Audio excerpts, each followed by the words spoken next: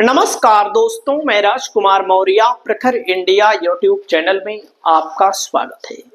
उत्तर प्रदेश में 2027 के विधानसभा चुनाव के लिए सभी राजनीतिक पार्टियों ने अपनी अपनी तैयारी तेज कर दी है।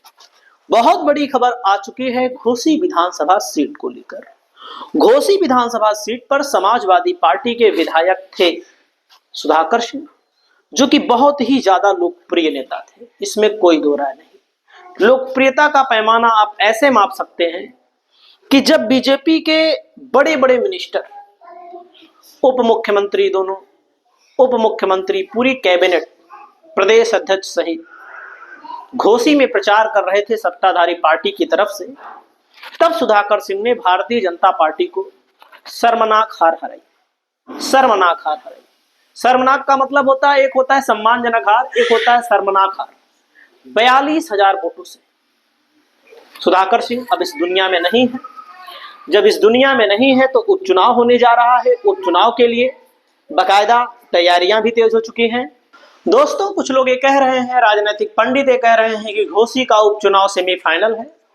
मैं आपको बताना चाहता हूं, घोसी का उपचुनाव चाहे जो जीते, चाहे सपा जीते या भाजपा जीते, कोई सेमीफाइनल नहीं है। अगर समाजवादी पार्टी जीतती है तब भी 2027 का चुनाव अलग होगा।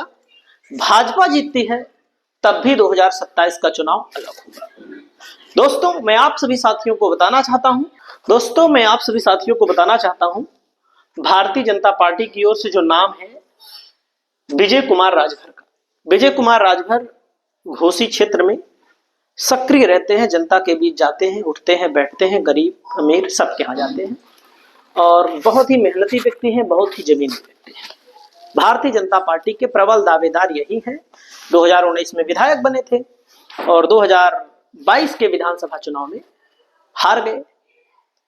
और अब मैं आपको बताना चाहूंगा कि इस सीट पर अब जो चुनाव होने जा रहा है, विजय राजभर का नाम प्रबल है कि विजय राजभर चुनाव लड़ेंगे।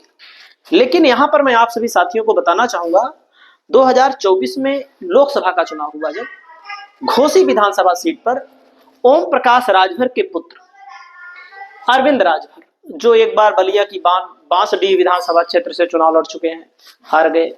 2022 में सपा गठबंधन से वाराणसी की शिवपुर विधानसभा से चुनाव लड़े, बुरी तरह से हार गए। ये बुरी तरह ही चुनाव हारते हैं और बांसडीह में भी बुरी तरह हारे थे और शिवपुर विधानसभा से 2022 में बुरी तरह हारे, लोकसभा में भी बुरी तरह से हारे।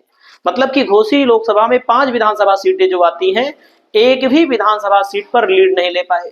इनके पिताजी पूर्वांचल के सबसे बड़े नेता हैं, कैबिनेट मंत्री हैं, लोकसभा चुनाव में भी वे कैबिनेट मंत्री थे। 2023 के उपचुनाव में जब सुधाकर सिंह यहां से उपचुनाव जीते थे, तो इनके पिताजी, जिनका नाम है ओम प्रकाश राजभर, उन्होंने ठेका लिया था कि मैं जितवाऊंगा। बार बार यही हो रहा था कि मंत्री बनाएगी। तो इसी सीट को जीतने के लिए बीजेपी ने इनको मंत्री पद लटकाए रखा, लेकिन बाद में बनाया, अभी भी मंत्री हैं। तो ओम प्रकाश राजभर अपने बेटे अरविंद राजभर को इस विधानसभा सीट पर चुनाव लड़ाना चाहते हैं। ऐसी खबर है कि ओम प्रकाश राजभर चाहते हैं कि एक बार हमारा बेटा राजनीति में सेट हो जाए, किसी न किसी पद पर पहुंच जाए, चाहे दिल्ली में, चाहे लखनऊ में। यानी कि लखनऊ में पहुंचना है तो उपचुनाव जीतना होगा, या 2027 का भी चुनाव इनको लड़ा सकते हैं। और मैं आपको बताना चाहूंगा दोस्तों, इनके नाम की चर्चा है और घोसी से राजीव राय ने इनको हरा दिया था। मैं आपको बताना चाहूंगा, घोसी में राजभर के बेटे को जो हार मिली थी 1,62,000 वोटों से, सोचिएगा 1,62,000। समाजवादी पार्टी के राजीव राय को 5,03,131 और अरविंद राजभर को 3,40,188। इस तरह राजीव राय ने 1,62,943 वोट से हार गए थे चुनाव। तो दोस्तों, यहां पर समाजवादी पार्टी सुधाकर सिंह के बेटे सुजीत सिंह को टिकट देगी, जिसकी प्रबल संभावना है। और सुजीत सिंह 2 बार ब्लॉक प्रमुख रह चुके हैं, इस क्षेत्र में लगातार बने रहते हैं, इस क्षेत्र के लोगों के दुख सुख में लगातार जाते आते हैं, जैसा कि सुधाकर सिंह भी ऐसा करते थे। दोस्तों, मैं आप सभी को बताना चाहूंगा, यहाँ का जो जातिगत आंकड़ा है, देखो, जाति के आधार पर हर पार्टी टिकट देती है। कोई कहे कि मैं जातिवादी नहीं हूं, मैं कहता हूं कि सब जातिवादी है। दोस्तों, मैं आपको बताना चाहूंगा, मुसलमान जो वोट है यहाँ पर 85,000 के करीब में है। आप सबको पता है समाजवादी पार्टी का कोर वोटर माना जाता है और समाजवादी पार्टी को ही वोट देता है ज्यादातर।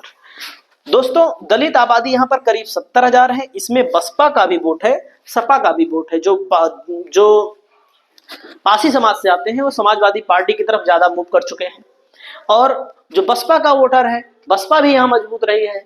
लेकिन बसपा तब मजबूत रही है जहां पर यहाँ पर अंसारी परिवार का कोई लड़ा हो, कोई मजबूत नेता बहुजन समाज पार्टी का लड़ा हो, तब मजबूत रही है बसपा, मजबूत रही है। लेकिन अब बसपा के पास कैंडिडेट ही नहीं, बसपा वैसे भी उपचुनाव नहीं लड़ती है। बसपा के पास अगर कैंडिडेट होगा तब यह वोट तब्दील होगा, इसका कुछ काम रहेगा। चाहे मुसलमान अगर कोई कैंडिडेट हो तो बसपा का वोट मुसलमान का वोट जोड़ दो तो ठीक ठाक हो जाएगा। लेकिन मुसलमान का वह कैंडिडेट नहीं है कि जो इन वोटरों को तोड़ पाए, ये वोटर टूटने वाले नहीं है। दोस्तों यादव आबादी आप सबको पता है, यादव समाजवादी पार्टी का कोर वोटर है। राजभर 52,000 है दोस्तों, राजभर समाजवादी पार्टी का कोर वोटर है। सॉरी, बीजेपी का वोटर माना जाएगा, ओम प्रकाश राजभर की पार्टी का माना जाएगा। चौहान करीब 46,000 है। अन्य वोटर भी यहाँ पर हैं 50,000 की संख्या में। तो समाजवादी पार्टी का जातिगत आंकड़े में भी वैसे भी अगर आप थोड़ा सा हिस्ट्री उठा के देखेंगे, भाजपा भी खूब चुनाव जीती है यहाँ पर, लेकिन तब जीती है जब बसपा अच्छा खासा वोट प्राप्त करती रही है। बसपा मुस्लिम उतारती रही है तो बसपा का वोट ज्यादा से ज्यादा ट्रांसफर हो जाता था। लेकिन अब बसपा के पास कोई बहुत बड़ा यहाँ पर चेहरा भी नहीं है। और वही नहीं, पूरे यूपी की बात मैं कर रहा हूं कि किसी भी सीट पर हमको चेहरा बहुत बड़ा नहीं दिखाई देता। आपकी क्या राय है दोस्तों? बीजेपी के विजय राजभर को टिकट मिलना चाहिए कि अरविंद राजभर को टिकट मिलना चाहिए? अरविंद राजभर ओम प्रकाश राजभर के बेटे हैं और विजय राजभर पूर्व के विधायक रह चुके हैं, वे किसी नेता के बेटे नहीं हैं। आपकी जो भी राय हो आप अपनी राय को बताइएगा। नमस्कार।